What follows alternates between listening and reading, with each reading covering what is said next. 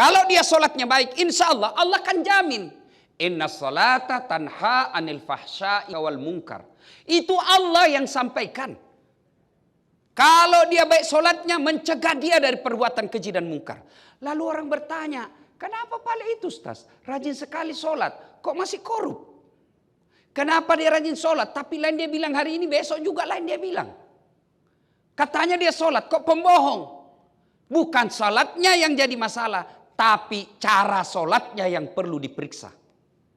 Saya ulang, bukan sholatnya yang salah, tapi cara menunaikan sholatnya yang pasti bermasalah. Ketika kita berbicara usia, apa yang identik dengan usia? Waktu. Ketika berbicara soal waktu, Allah turunkan satu surah karena pentingnya ini waktu. Allah kasih nama surah berbicara soal waktu. Ini pendek. Ayat ini, surah ini sangat pendek. Maknanya Allah ingin menginformasikan kepada kita, jabatanmu pendek, waktumu pendek, usiamu pendek, maka gunakan sebaik-baiknya. Kenapa? Karena kalau kau salah memanfaatkan waktu, maka sia-sia umurmu. Allah Subhanahu wa taala, kita semua sudah hafal ini. Keterlaluan kalau orang Islam tidak hafal ini surah. Wal asr, demi masa. Sesungguhnya manusia dalam keadaan merugi. Allah sudah memulai demi waktu, demi masa. Kalian merugi. Allah langsung katakan kalian merugi. Illalladzina, kecuali yang beriman kepada Allah. Itu kan ada lagunya itu ibu-ibu ya. Demi masa sesungguhnya manusia kerugian, melainkan yang beriman dan beramal soleh. Itu lagu-lagu ibu-ibu, mestinya lagu-lagu begitu. Supaya kalau suaminya sudah mulai tua-tua, lakukan itu. Jangan malah tua dipeluk-peluk lalu diusap-usap kepalanya. Bila Israel datang menjemput. Coba, jadi nasihati ketika umur. Sesungguhnya manusia dalam keadaan merugi. Tapi Allah koma, kecuali. Kalian tidak akan merugi, kecuali yang beriman kepada Allah. Ketika kita berbicara soal iman, anak muda langsung tepuk dada. Iman jipade Ustaz. Saya beriman kepada Allah Ustaz. Maaf, mengaku beriman gampang. Tapi yang sulit adalah diakui oleh Allah sebagai orang beriman. Mohon maaf Bunda, kenal Sandiaga Uno? Kenal? Kenal kan? Itu kan orang Sulawesi. Itu masih sepupu dengan saya. Mengaku. Langsung ibu bingung, kenapa Sandiaga cakep ini Ustadz hancur. Saya akui, saya tidak gagah Bu, saya akui. Tapi saya penuh pesona. Mana buktinya? Ibu-ibu semua mau foto sama saya toh. Yuk, ngaku. Ibu bapak kenal Megawati Soekarno Putri? Kenal. Itu sepupu sama saya. Ngaku. Tapi begitu diklarifikasi, Bu Mega katanya sepupu Kodas Atlatif. Bagaimana ceritanya? Dia orang Bugis, saya orang Jawa. Ngaku gampang. Yang sulit adalah diakui oleh Allah sebagai orang beriman. Karakter orang beriman. Nanti Allah tanya, ya Allah saya beriman kepadamu. Allah katakan, karena kau beriman, kenapa kau beriman tapi kok begitu kelakuanmu? Kenapa kalau kau mengaku beriman, tidak pernah juga kau cepat ke masjid? Kau mengaku beriman, paling terlambat datang sholat Jumat, paling cepat pulang. Orang khutbah kau tidur. Ini beriman kepada Allah. Kalau beriman kepada Allah, wujud konkretnya. Sebenarnya panjang kalau berbicara soal iman. Wujud konkretnya sholat. Ada orang mengaku beriman tidak sholat, jangan percaya, pasti pembohong. Kalau ada orang mengaku beriman kepada Allah, sholatnya saja dianggap enteng. Demi Allah jangan percaya, Tuhannya aja dia tipu. Apalagi manusia. Saya seandainya diberi kesenangan oleh Allah menentukan pejabat di Republik Indonesia ini. Kalau dia muslim, variabel pertamanya saya lihat sholatnya.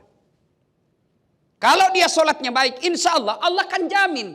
Inna salata tanha anil fahsya'i wal munkar. Itu Allah yang sampaikan. Kalau dia baik sholatnya, mencegah dia dari perbuatan keji dan mungkar. Lalu orang bertanya, kenapa Pale itu Ustaz? Rajin sekali sholat, kok masih korup? Kenapa dia rajin sholat? Tapi lain dia bilang hari ini, besok juga lain dia bilang. Katanya dia sholat, kok pembohong? Bukan sholatnya yang jadi masalah, tapi cara sholatnya yang perlu diperiksa. Saya ulang, bukan sholatnya yang salah, tapi cara menunaikan sholatnya yang pasti bermasalah. Wuduknya sudah salah. Wuduk sambil siul-siul. Nah, wuduk cuci kaki bukan cuci kaki Pak, tendang air. Nah, itu sudah pasti masalah sholatnya. Dia sholat tapi main-main. Allahu Akbar. Iyyaka na'budu wa iyyaka nasta'in. Ihdinas siratal mas sampainya nakoti urina. Gimana ceritanya? Sholat tapi matanya seperti mata pencuri. Allahu Akbar. Bismillahirrahmanirrahim. Sudah pasti bermasalah sholatnya orang ini. Sholat tapi itu juga sholatnya dia pakai tidur. Itu juga bajunya dia pakai masak. Itu juga dia bajunya dia pakai ke kantor. Itu juga bajunya dia pakai ke toilet. Masa mau ketemu Allah berpakaian seadanya? Bapak mau ketemu saja semua ketua Mahkamah Agung. Oh, beli baju rekas Pak. Ya toh? Pakai parfum. Masya Allah. Padahal ketua MA ada pensiunnya. Mau ketemu sama manusia, kita mengagungkannya. Tapi kenapa mau ketemu dengan Allah? Yang jelas dalam surah Al-Jum'ah kau berpakaian yang indah kalau kau mau ketemu sama saya. Surah Al-Jum'ah. Tapi kita datang ketemu Allah pakaian seadanya. Bahkan ada ibu-ibu yang tanya, Ustaz, bolehkah tidak pakai BH orang sholat? Kenapa lagi tidak panas Ustaz? Boleh tapi tidak sopan namanya. Ibu bayangkan mau ketemu sama ketua MA tidak pakai itu. Mohon maaf Pak Ketua, saya ada perlu dan lempar ke istrinya, nak sopan ini. Ayo, maka kalau ada orang rutin sholatnya, tapi belum bagus akhlaknya, yuk evaluasi sholat kita. Orang sholat tidak ikhlas. Hayya 'alas shalah, asar lagi. Barusan kita sholat duhur, sudah pasti itu. Pak, adik-adikku yang masih junior-junior, kalian mau menjadi pemimpin di Mahkamah Agung, perbaiki sholatmu bos. Biar Allah yang ngatur itu soal itu, gampang. Yang tidak ada jalannya saja Allah kasih, apalagi ada jalannya. Apa maksudnya Ustaz? Ibu-ibu, ada enggak jalannya perempuan tidak pernah disentuh laki-laki bisa hamil? Tidak mungkin kalau ilmu biologi, ilmu kedokteran tidak mungkin. Tidak ada jalannya itu. Tapi kalau Allah mau, Siti Maryam. Wanita suci tidak pernah disentuh laki-laki, melahirkan Isa alaihissalam, tidak masuk akal. Tapi kalau Allah yang mau tidak masuk akal. Masuk akal tidak manusia dibakar hidup-hidup bisa hidup, tidak mungkin. Tapi kalau Allah mau pasti.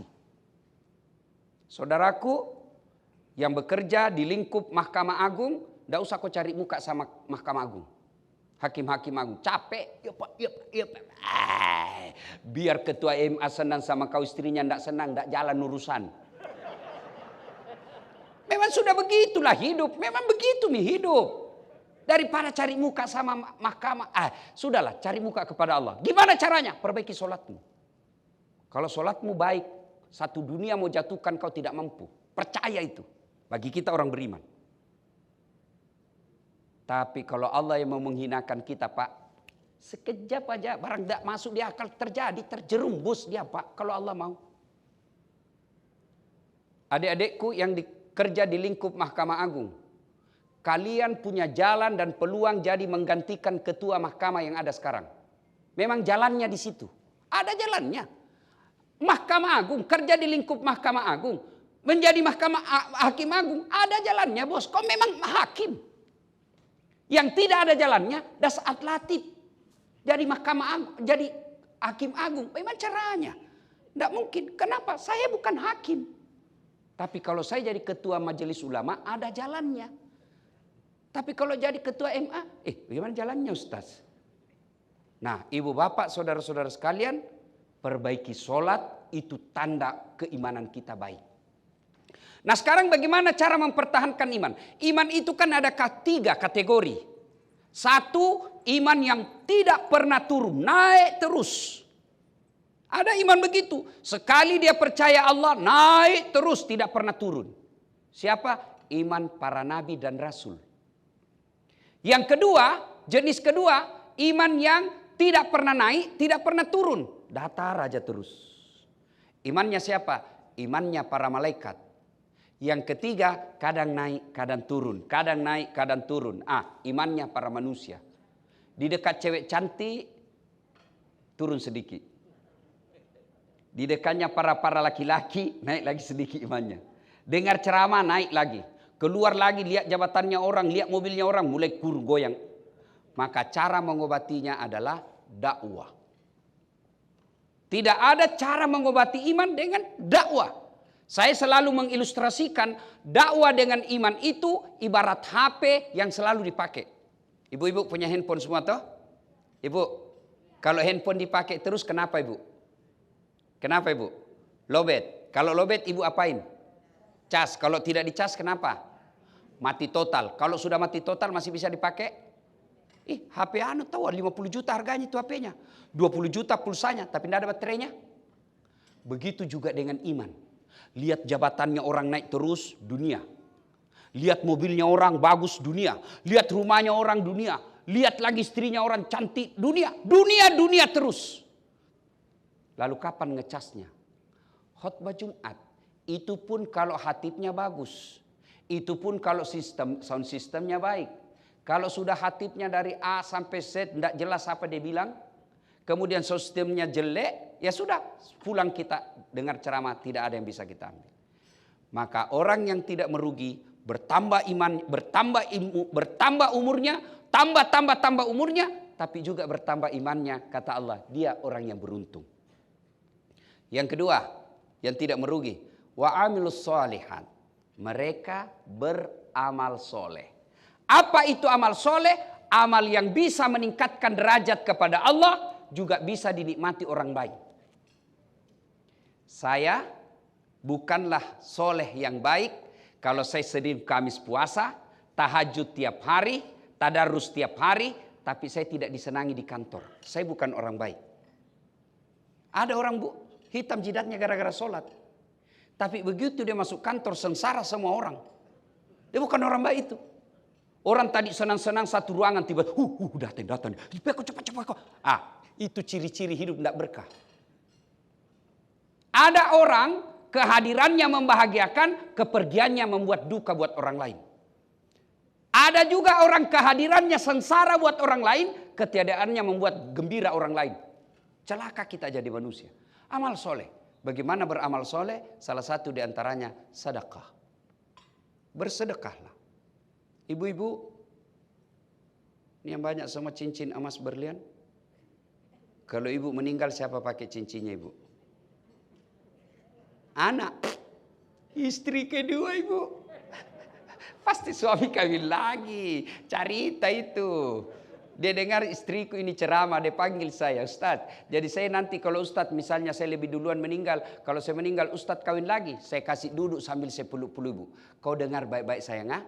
Jangankan kau meninggal, masih hidup saja saya selalu berpikir kawin lagi. Apalagi kalau kau sudah mati. Iya toh? Bu. Daripada dipakai istri kedua, mending sedekahkan. Sedekahkan. Betul. Mohon maaf ibu, saya menghormati dan menyayangi ibu semua karena Allah. Ini ibu-ibu nih yang ada di meja-meja terhormat ini, biar ibu pakai produksi Tanah Abang, orang pasti bilang asli. Pasti. Mas, kalau sudah istri Hakim Agung, biar ibu pakai palsu, orang bilang asli. Tapi kalau istri orang miskin, biar sudah asli, dia bilang dari mana kau dapat, pasti palsu. Maka enaknya itu. Maka orang yang pandai menyikapi waktu dengan umur kaitan dengan harta, maka selesai ini mau Ramadan dia bayar. Nak. Ada ini emasku 500 gram. Sudahlah, kau jual 400 gram, jadikan masjid di kampungnya bapakmu, 100 gram saya pakai. Itu pandai menikapi. Bu, Pak, saya pernah ditraktir makan orang kaya. Geleng-geleng kepala sampai sekarang tidak bisa saya lupa, Pak. Kami hanya berenam makan, bayarnya berapa? 29 juta. Saya bilang, begini orang kaya kalau makan. Apa Bapak, Allah marah Bapak makan satu kali makan 30 juta? Tidak, rezekimu itu Pak. Tidak semua orang dikasih rezeki begitu. Tapi apa yang Allah tidak senang? Begitu lewat celengan cuma 10 ribu kok masuk. Cocok Pak Ketua? Ya toh? Cocok Pak Mataliti, ya toh? Masa makan yang akan jadi kuning saja keluar 30 juta bos. Sementara lewat celengan 20 ribu. Mau masuk sorga. Nenekmu punya sorga. Maka Allah tidak melarang kalian pakai mewah. Silakan. Itu rezekimu. Allah kasih rezeki bisa pakai jam tangan sampai miliar. Itu rezeki. Nggak usah galau. Tapi jangan sampai masuk kita kategori at-takazur. Apa itu at-takazur? Berlomba-lomba mengumpul harta. Dinikmati sendiri. Lalu enggan membayar zakat dan sedekah. Itu yang Allah tidak senang. Cari orang yang bangkrut gara-gara sedekah. Cari. Di sini ada Pak Latandro, keluarga besar. Itu kita di Sulawesi Selatan ada tokoh almarhum namanya Haji Andi Sose. Itu kalau orang mau jadi pejabat ke Sulawesi Selatan biasanya minta restu sama beliau. Sudah almarhum. Seingat saya ikuti itu peresmian masjidnya yang terakhir. 156 masjid beliau bangun. Kalau Bapak ke Sulawesi Selatan dan melihat ada masjid namanya Masjid Juang 45, beliau yang bangun. Selama hidup beliau tidak pernah kena fitnah dunia. Tidak pernah kita dengar cerita miring soal beliau. Tidak pernah kita dengar sakit-sakit. Tidak. Yang paling kita dengar, habis kawin lagi. Itu aja selalu didengar Pak.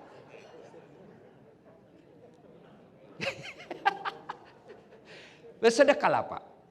Kenapa orang yang rajin sedekah, panjang umurnya, murah rezekinya? Kenapa? Panjang umur, Prof Hatta, bukan 90 tahun. Panjang umur, bukan 100 tahun. 100 tahun Pak rasanya tidak nyaman sudah hidup. Lalu apa yang disebut panjang umur? Mereka yang sudah wafat tapi orang masih mengenangnya, kebaikannya. Itu umur panjang. Umur yang pendek, masih hidup saja orang sudah tidak senang. Itu pendek umurnya itu. Coba lihat orang yang rajin sedekah Pak. Tidak ada orang tidak senang. Pak Ketua, demi Allah tidak ada orang senang itu orang pelit. Saya tanya ibu bapak, senang ketua yang pelit atau dermawan? Dermawan. Senang tetangga yang pelit atau dermawan? Dermawan. Senang menantu yang pelit atau dermawan? Dermawan. Tidak ada orang suka orang pelit. Bahkan orang pelit sekalipun tidak suka sama orang pelit. Begitu jelek itu pelit. Dia jago ke rumahnya pelit. Padahal dia juga pelit Pak. Begitu jeleknya dan dicela itu sifat pelit. Coba lihat umur panjang. Orang yang umur panjang rajin sedekah. Kita pergi ziarah kubur. Lewat di pemakaman. Singgah dulu. Bacakan Fatihah ini Pak Hakim. Baik sekali dulu waktu hidup ini. Dibacakan Fatihah pada wafatnya sudah 5 tahun yang lalu. Tapi kalau orang pelit. Jangankan meninggal didoakan Pak. Lewat aja mobil tak doakan kita sial. Mudah-mudahan tabrak mobilnya pelit sekali itu. Maka bersedekahlah. Sedekah. Itu amal saleh. Ustadz, saya tidak bisa sedekah. Saya orang miskin. Sedekah tidak selalu duit. Sedekah tutur kata yang baik. Sedekah senyum. Tapi kalau Bapak punya materi, sedekahlah. Saya selalu mengibaratkan. Harta dalam kehidupan ini ibarat Bapak mendaki gunung. Membawa barang banyak. Ibu-ibu. Kalau mendaki gunung, enak bawa barang banyak atau tidak ada barang? Ya. Pasti nyaman cepat sampai kalau tidak ada barang. Maka dalam hidup ini mendaki, Bapak punya banyak barang, titip ke orang. Titip kemana? Fakir miskin. Titip kemana? Yatim. Titip kemana? Piatu. Titip kemana? Anak-anak soleh. Menuntut ilmu. Para dai. Titip ke situ. Biarkan dia yang bawa. Nanti sampai di sana baru Bapak ambil. Itu namanya COD. Sampai piko kasih Kak. Bawa Pak.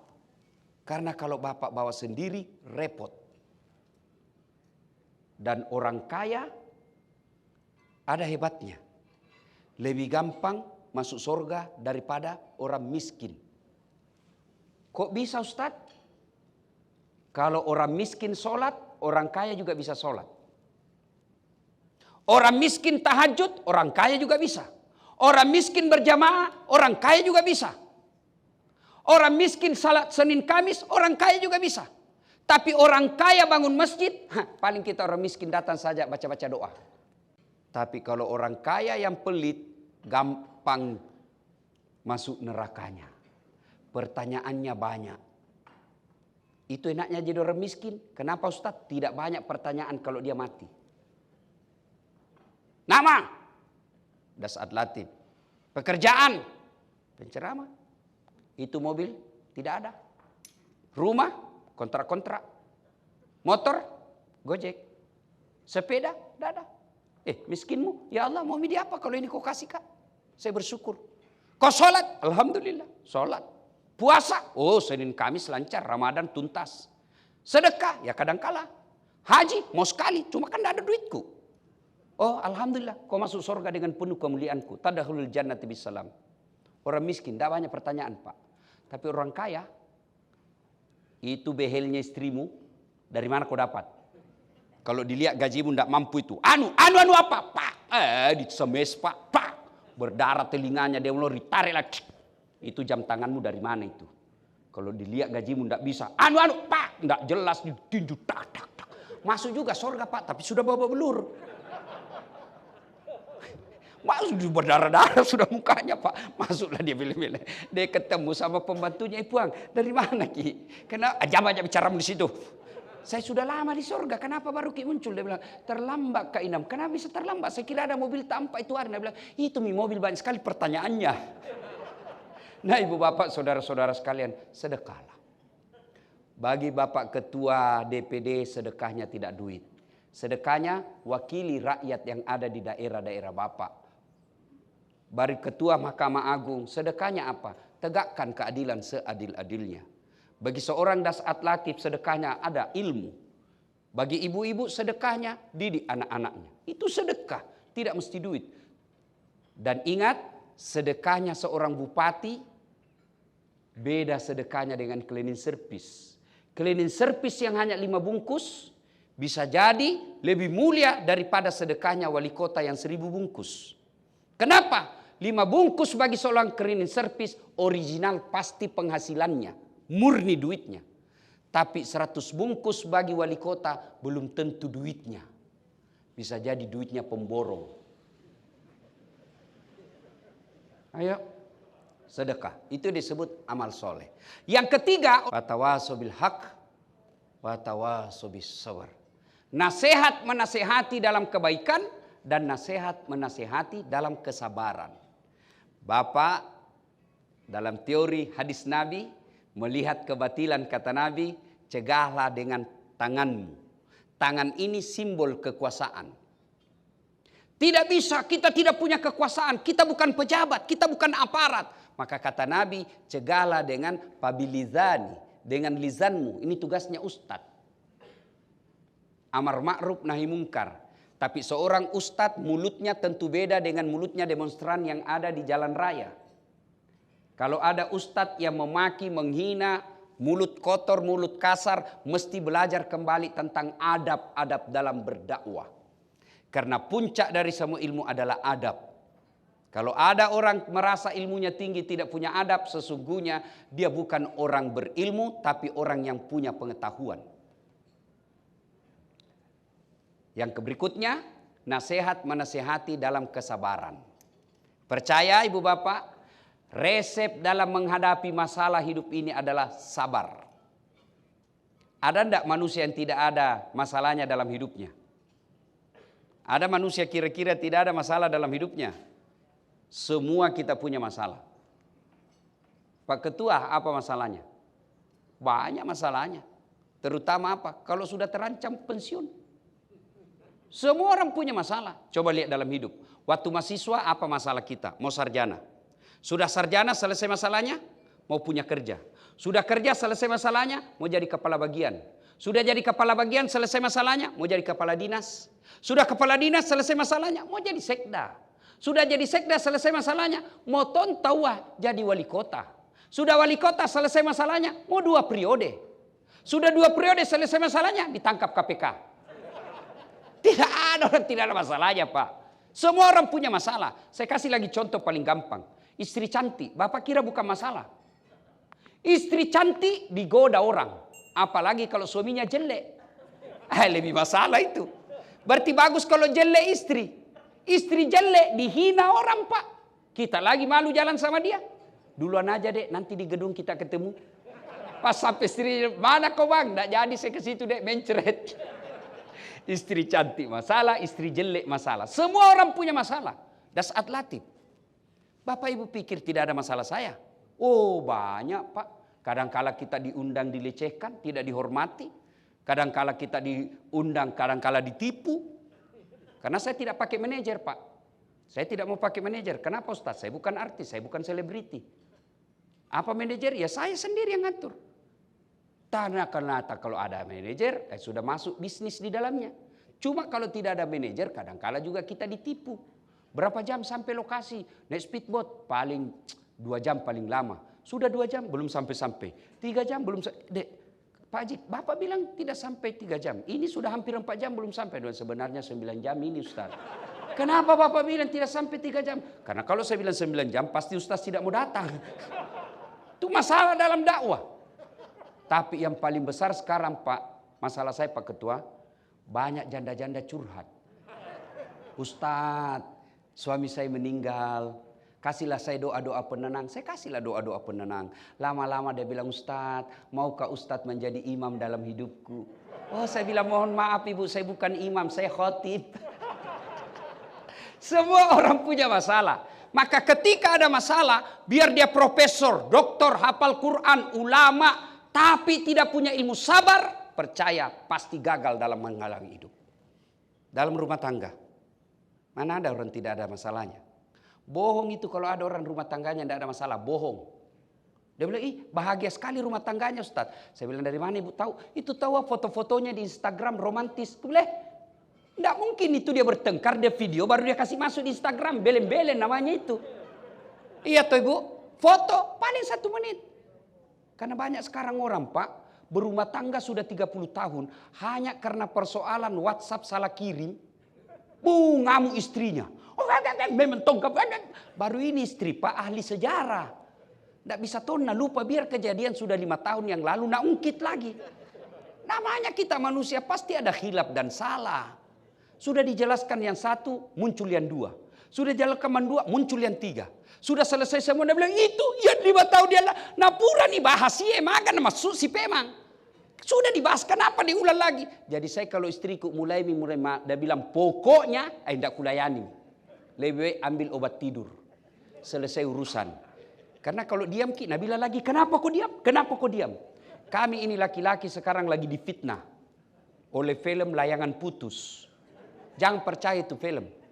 Karena bilang kalau suamimu baik, alim, tutur katanya lembut, ibadahnya baik, curiga pasti ada istrinya.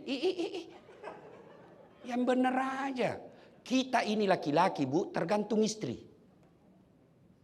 Kalau ditelepon selalu ada di rumah, lagi ngapain? Ini lagi saya ajar cucu ngaji, tenang perasaan. Tapi kalau ditelepon tidak pernah ada di rumah, lagi di mana? Di mall. Sore-sore ditelepon di mana? Lagi yoga. Sudah 60 masih yoga. La haula wala quwata illa billah. Ditelepon menjelang malam dia bilang lagi di salon kasih bersih rambut. Begitu pulang kerja suaminya tidak ada di rumah. Datang mertuanya ngomel aja kerjanya. Belum duduk mertuanya dia bilang kapan pulang mak? Datang saudaranya dihina. Pasti pulang kampung. Apa itu istrimu nak? Setengah mati ku sekolahkan kamu. Setengah mati ku kuliahkan kamu. Saya jualkan kau sawahnya bapakmu. Supaya dihargai ke orang. Nah itu istrimu saja tidak hormati kamu. Apa itu ku pertahankan begitu? Laki-laki tidak mungkin ada macam-macam kalau istrinya baik. Saya banyak orang curhat. Istriku baik sekali. Saya bilang nikah Pak daripada bapak berzina. Tidak tega kok Ustaz. Baik sekali istriku. Coba kalau dia punya kuasa, punya duit, tampan, gagah. Diambil orang Pak. Benar. Coba itu pramugari di pesawat. Bagusnya. Pelayanannya bisnis kelas. Sampai di rumah pelayanan kelas ekonomi. Mana tidak lari. Tapi bapak-bapak juga harus muliakan istri. Karena tidak mungkin kita bisa ketua Mahkamah Agung kalau istri kita tidak nyaman. Nih, dasat latif. Bapak pikir saya hebat? Tidak, istri saya bikin tenang. Bagaimana saya mau ceramah kalau lagi 5 menit mau naik, tiba-tiba di WhatsApp saya mamanya cek, kesetrum anakmu. Mana saya bisa ceramah lagi? Mohon maaf Pak Ketua, saya izin anakku kesetrum. Iya toh? Maka yang baik, istri hormati suami. Suami muliakan istri. Bapak tahu enggak yang namanya makna dunia hasanah, wa fil akhirati hasanah. Berikan kami keselamatan dan kebahagiaan dunia. Apa maknanya? Satu di antaranya punya pasangan yang baik. Gelisah juga kita kalau punya istri parno. Tinggal di rumah dia bilang malas. Keluar baru 1 jam ditelepon. Di mana kok? Di mana kok? Di kantor. Bohong. Coba kau video call. La haula wala quwata illa billah. Kayak kita jadi tahanan politik. Alangkah bahagianya kalau suaminya pulang dari kantor. Di pengadilan kita kadang-kala dimaki. Datang pulang capek, dia peluk suaminya sambil menyanyi. Bila kamu di sisiku, hati rasa syahdu. Sabar bang, memang begini namanya pegawai. Kadang-kala kita dihina, tapi percayalah tidak ada penderitaan yang tidak ada akhirnya. Masuk kamar suami berantakan kamarnya. Apa kau kerja? Peluk lagi suaminya bu. Baru menyanyi lagi. Insaflah, wah senang itu. Insya Allah. Nah Bapak Ibu Saudara-saudara sekalian, pada akhirnya ulang tahun bukanlah sebuah pertambahan umur, tapi pada hakikatnya berkurangnya umur.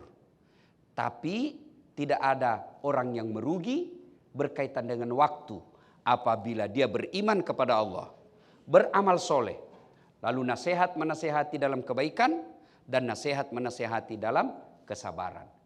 Bapak Ibu Saudara-saudara sekalian, inilah tausiah kita, mudah-mudahan ada manfaat. Sebelum kita akhiri, kita kirimkan suratul Fatihah kepada Rasulullah Muhammad SAW. Khasiat dan keutamannya kita ikhlaskan untuk Ananda Pak Hatta Ali yang wafat beberapa saat yang lalu. Saya sangat merasakan betapa beratnya kehilangan seorang putra mahkota. Sangat berat, tapi Allah punya pilihan yang lain. Sebagai rasa cinta dan menghormati Pak Hatta Ali, kita kirimkan Al-Fatihah kepada almarhum anak beliau. Ila hadratin Nabi